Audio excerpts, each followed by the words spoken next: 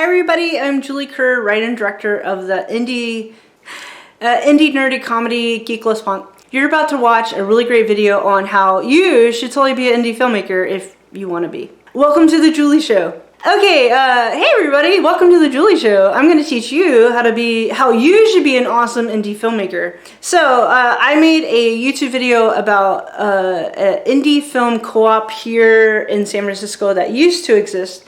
It was called Scary Cow Productions, and I made a video about that, and I can link to that. But someone left a comment, Bruce Rose Papa, I hope I said that right. You said, "Thanks for sharing, Julie!" Exclamation point. Thanks for commenting, Bruce!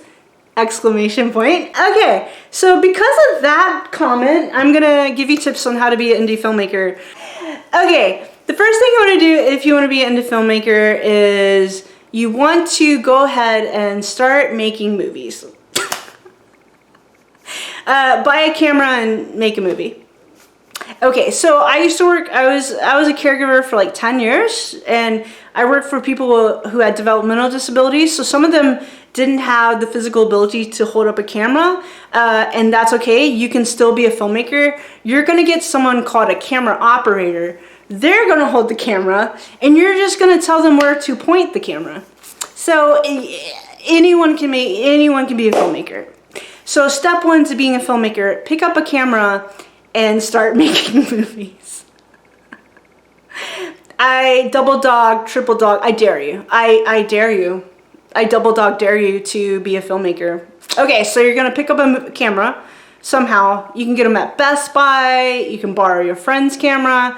Your phone has filmmaking capabilities. So yeah, just pick up a camera and start making movies, and you, my friend, are officially an indie filmmaker. Okay, so first step to being an indie filmmaker is make movies. Pick up a camera and make movies. Okay, the second step to being an indie filmmaker is eventually, no pressure, don't overdo it, you will learn the tech. You're gonna learn the techno side of filmmaking. So I was watching Industrial Light and Magic. There's a show on Disney Plus called Industrial Light and Magic, and it's all about a company called Industrial Light and Magic, and they're basically like one of the best special effects companies in filmmaking. So they do a lot of the special effects for Star Wars, and they started off as just people who did special effects for Star Wars, and then they became an actual company. And so I watched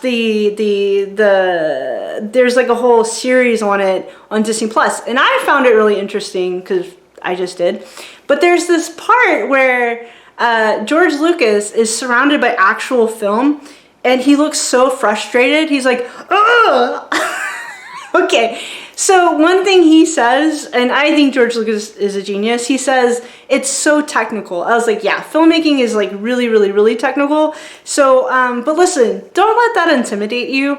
If you pick up a camera and you start making movies, you're gonna learn all the tech stuff. And like, I could quote a bunch of tech stuff to you, but like, I don't feel like it.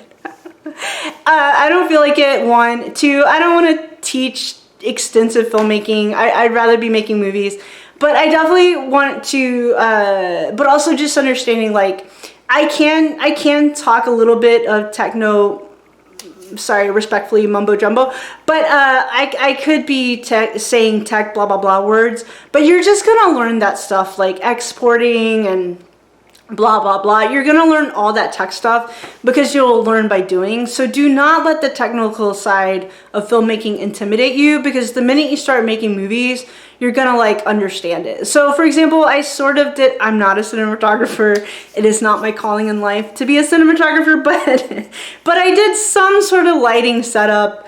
I have a light right there, I have a light right here that my friend bought me. Shout out to Amelia, love you Amelia. And I tried to make my background sort of interesting. There's also something called a set designer. No. Well, that's the thing. But a set dresser. So a set dresser will, I used a set dresser in my movie. They'll make a room look cool or what have you. So that when your actors are walking around in the room, the room looks like a place that people live in. Okay. So, but anyway, so the tech side, you're going to learn that. So don't let that intimidate you. Like, you'll be fine. Like, you learn by doing, in my opinion, as far as filmmaking. And don't let people like intimidate you with the tech stuff. So if someone's like, oh, you've never heard of this like tech, la la la la la, camera, blah blah, like, okay, first of all, don't hang out with assholes. Don't do it. Don't hang out with assholes. And so if anyone's trying to flex and be like, oh, you've never heard of this like technical blah, blah, blah, blah, blah, don't hang out with people like that. Anyone can be a filmmaker. Anyone can do it. So if someone's like, oh, you don't know about blah, blah, blah, blah, blah, just say, no, I'm still learning, but also just walk away. Don't do it. Don't hang out with those kind of people, because I'm about to tell you step number 3 of being an indie filmmaker. It's okay if you're like really, really into the tech side of filmmaking. That's awesome. Like the special effects and the Matrix, like when I remember, because I was born in 1982, grew up in the 90s. Yeah, when we all watched the Matrix, it completely blew our minds. So the technicality of the special effects in the Matrix completely, like, I was going bananas over the special effects. So for sure, like, I totally get why people go bananas about the technical side of filmmaking. Totally. Like, hats off, much respect. It's just like what you... Turns out the Bay Area where I live, San Francisco, is really snooty. I just didn't know that. So, like, what I want to say is don't let some pretentious asshole like psych you out of being a filmmaker. Anybody can be a filmmaker, and as you make movies, you're gonna learn all the tech stuff, because you have to learn the tech stuff. So if someone's like, actually, like, sound gear, like blah blah blah blah blah, if someone's doing that, just walk away, wish them all the best, even buy them a coffee, but just walk away. Because, like, that's silly. Anyone can be a filmmaker. It's fine. You're going to learn all that. Now, if you want to be a professional sound person in Hollywood, yeah, I don't know, whatever. But if you're trying to be, like, a film director, you're fine. Like, yeah, you're going to learn all the tech stuff. You'll be fine. Okay. Hang out with people who are kind and sweet and empathetic, in my opinion. Kind people can be talented. There's some sort of myth that you have to be an asshole to be talented. That's not true. Okay. Okay, so the third thing about being an indie filmmaker is, it really is about the storytelling. This is where I'm gonna get, hey, now it's my turn to be a little pretentious and a little bit, pretentious. I'm about to be pretentious. Viewer discretion advised. I'm about to be really pretentious. Okay, so, what really matters, and like I said, I love tech. I love special effects like The Matrix, or just I love Star Wars. Like, I loved watching that series, Industrial Light and Magic series on Disney Plus. I was having the time of my life. So I was watching it like it was Game of Thrones. So anyway, like on the edge of my seat, it was like, how did they shoot that scene? I'm a nerd. Okay, so, but the third thing, again, I'm about to be really pretentious. Here it comes. Number 3, the third thing about being an indie filmmaker, what really matters is the story. Like, do you want to tell a cool story? And it should have a theme, like some sort of theme. Here's the thing, like, you know, you can make a movie, an indie movie about people being really sad and crying a lot. And that's the stereotype of indie movies. You can make an action movie where stuff explodes. That's the stereotype of action movies. Like, you can pick any genre you want. Like, any meeny, miny, mo, pick any genre you want. But you could say, like, you still want to tell a good story and you want it to have, like, a good theme. And, like, you know, whatever your theme is, right? So I guess the theme of the Fast and Furious, which I like those movies, is, hey, cars are really cool, but also family. Family. And I think when people make fun of those movies, I think those movies are great. But I don't think you understand, like, you do need them to talk about family. If they don't talk about family, those movies are just about cars, and that just makes them feel empty. So it works. They need to talk about family. No, we're in a family together. A really cool family where we drive a lot of cars and do banana stuff with our cars. But this is all about family, you know? They're a group of people who love each other, who do a lot of great things, really bananas, awesome things with their cars. They can keep making the Fast and Furious movies forever. That franchise never has to end. because the theme it is very powerful. It is a group, it's family, they love each other, but then they do cool stuff with their cars. Sign me up. So, but yeah, the theme and the story that you want to tell, that's super important. So what do you want to say? What's the story you want to tell? What do you want to talk about how important family is, but then make it kind of fun with all the cool car tricks? So yeah, so just decide what you want the theme. What do you want to say in your movie? And oh, and I want to say I love like movies that are sad, like Dead Poets Society. I love that movie. Like, I think it's great, and that movie's about people being sad, and you know, it's very cathartic when I watch it. So yeah, I love indie movies. Indie movies are great. So yeah, so you know, it all depends on what I'm in the mood for. So maybe I'm in the mood for an indie movie, maybe I'm in the mood for Fast and Furious. Like, it's all good, just depends on what you're in the mood for that day, you know. So all right, so those are my tips to being an indie filmmaker. Anybody can make movies, so please make movies.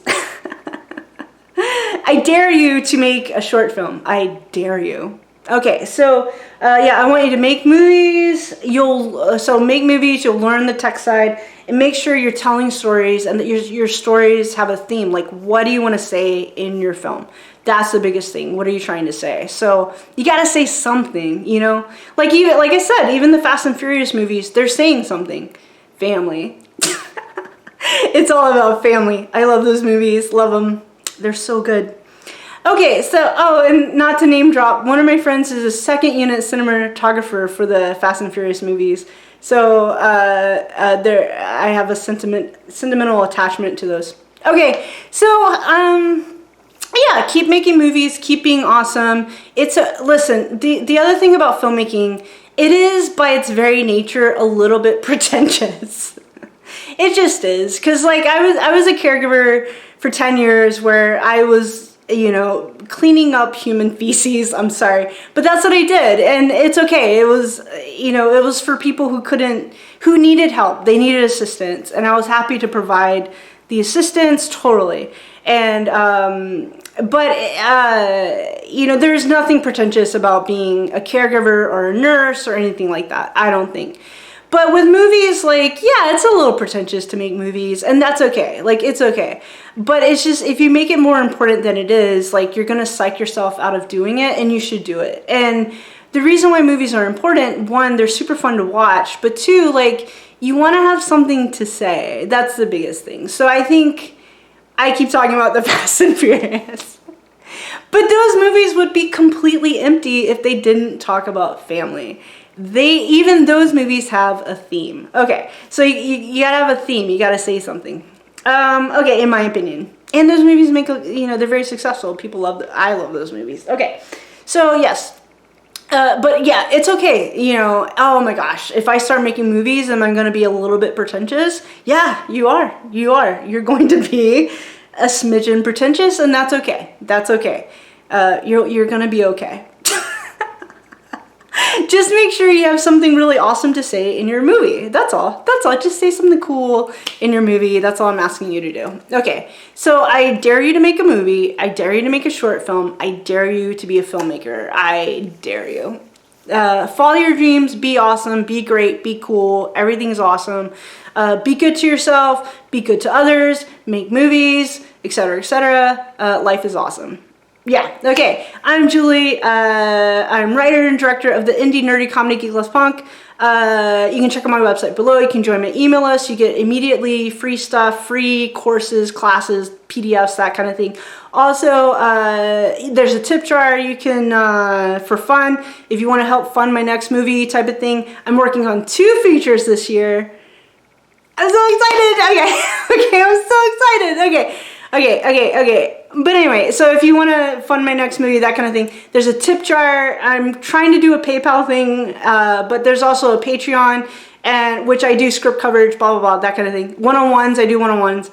And then, yeah, anyway, if you want to contribute, you'll see all this stuff below.